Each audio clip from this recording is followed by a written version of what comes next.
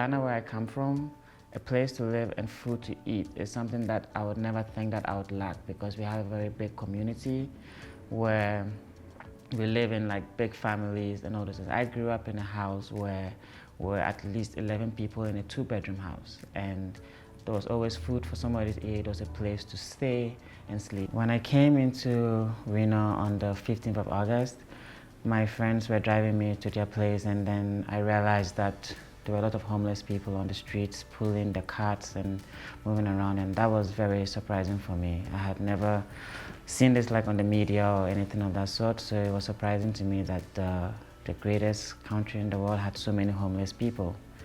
I didn't have enough money to find a place for people to sleep, but then I thought that I could do something by giving food.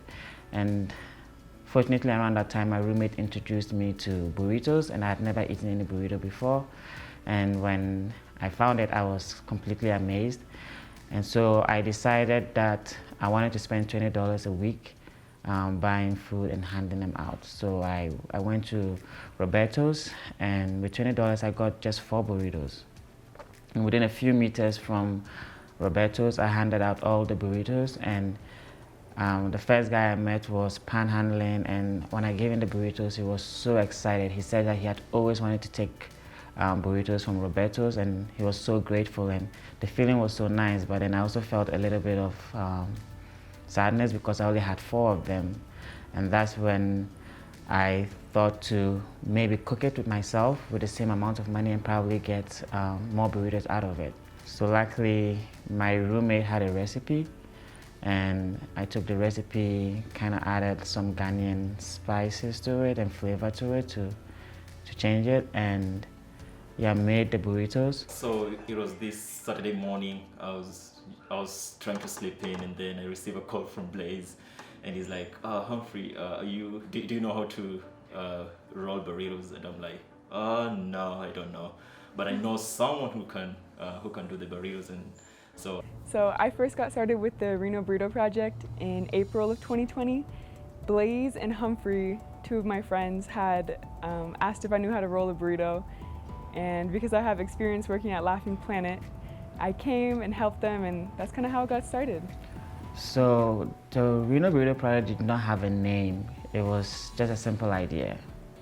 Make burritos, go and hand them out, have little conversations, and come back home.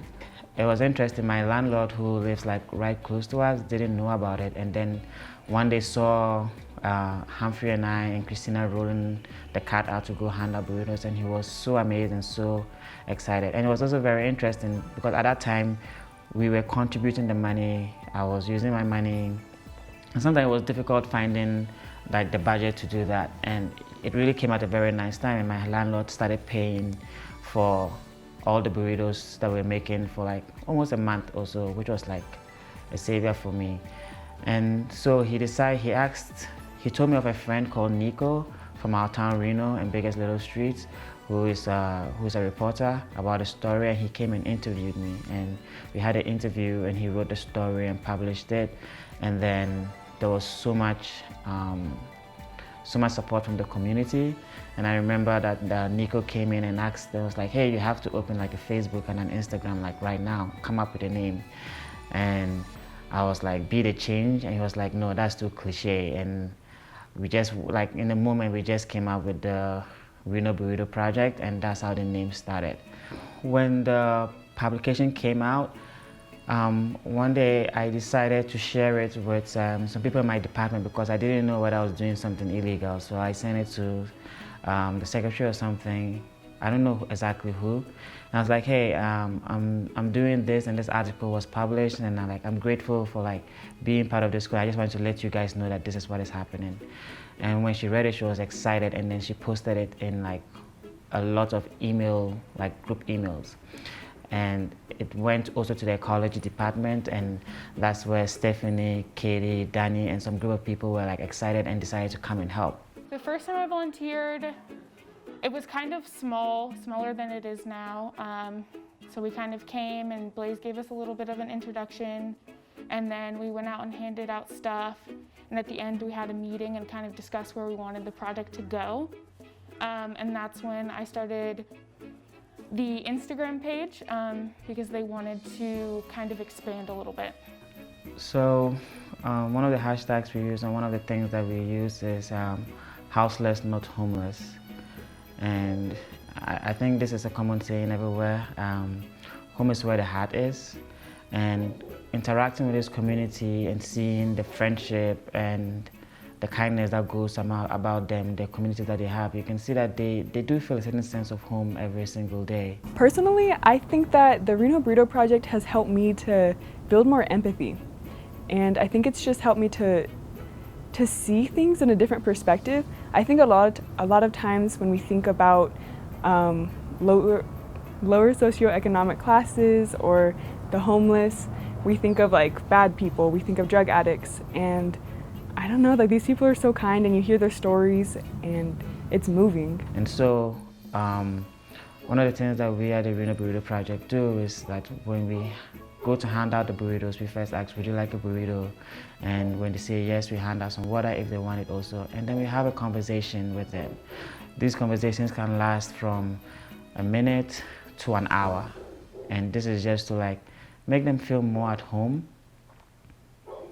because it's in these communications and these interactions that we feel love and care and no longer being separated or like, you know, that kind of stuff. So we would rather use the word houseless and then continue to give them a little bit of home with every burrito that we share and every conversation that we have.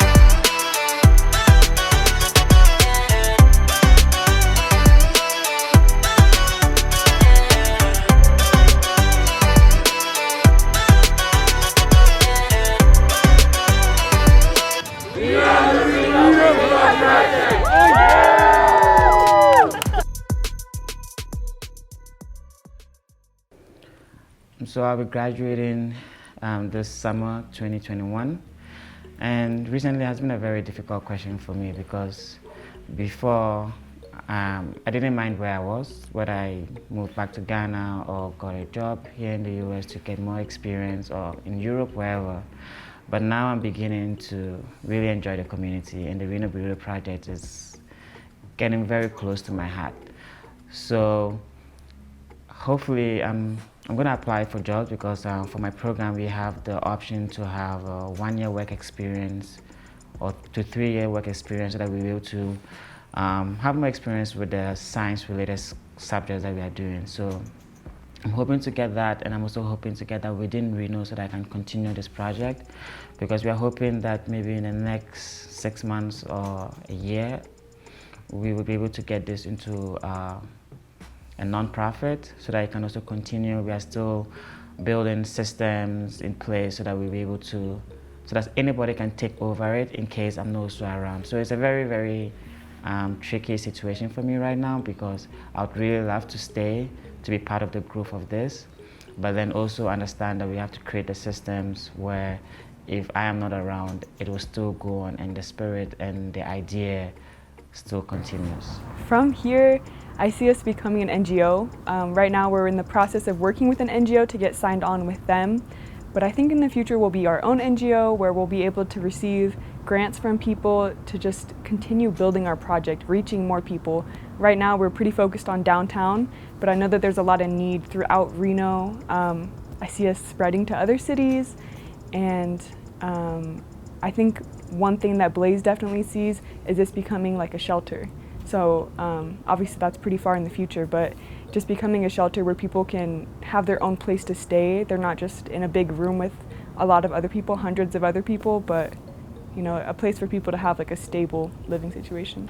I think it'd be really great for us to maybe become a nonprofit so we can be a little more official, and that way like it'd be easier for businesses to help us out because we'd be an actual organization, and maybe get some more people to help and volunteer every weekend, like more consistent, and maybe have a location that's actually like, you know, outside of somebody's house. That'd be nice.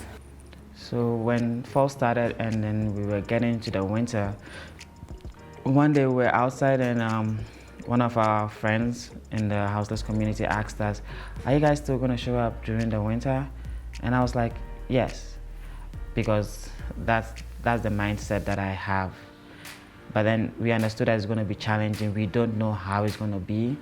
Last week it snowed, and I wasn't sure who was going to come or who was going to show up, but then it was also one of the highest turnouts that we had. We had over 14 people come and help out last week Sunday, even though it snowed.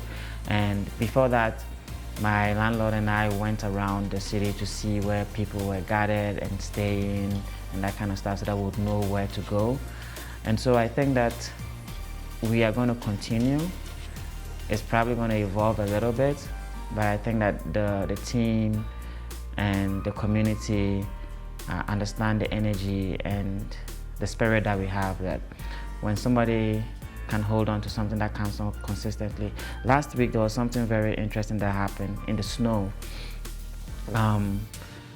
Two guys came in and they had 2 burritos, and they told us that they walked 5 miles to come here just for the burritos. And we're so glad that we had some burritos to hand out, and for people to like feel and know that we are consistent and we show up every single week and walk all the way there without any assurity that we are going to be there or not, and we're able to hand out the burritos. It's a very good feeling that somebody can just trust without knowing that we are actually going to be there. But by we showing up every single week, I think that it's a very good thing, and we plan to continue that throughout winter and summer and all the seasons. We've always done it, so we'll always find a way to do it. When we started the burrito thing, we used to have like rides that we would receive from our friends, and we'd hop in the rides and go about distributing the burritos. But then there came a time when we didn't have the rides because Blaze and I don't drive, and so we're like, okay, Blaze, what are we going to do? And so that's when we decided to just push the cart and have the burritos and do the thing. And so I believe even in the with winter coming, it's very, very tricky with the snow and all that. But I'm so much sure we'll find a way for sure. Yeah.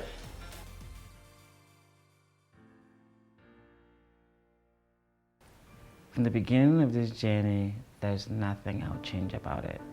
I mean, like it's evolved in many, many ways, and I built relationships with many people and many things. There have been so many challenges and so many exciting times that I'm beginning to accept them as the process.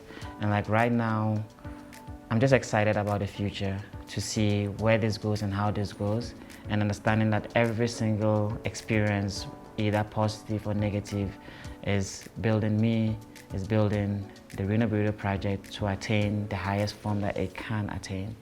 And I'm really excited about it, so I don't think I'll change anything.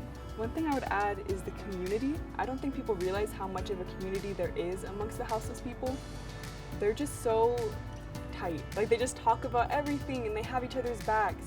And there was one guy in particular that I remember who, he was kind of like a caretaker. So he got his social security checks, probably just a few $100s. But if people needed snacks, if they needed water, he would go down to the store and buy them and bring them back. So there's a lot of people out there who are taking care of each other, and you know, every Sunday we go down and they're sitting in groups talking and just helping each other through this all, so it's awesome. I think maybe just a little piece of advice, like I think the biggest thing that Blaze kind of drills into us is like start small. Like he started with just buying 4 burritos at a restaurant, and now we give out 200 burritos a week. So I think just start small wherever your idea is, whether it's helping the houseless population or anything.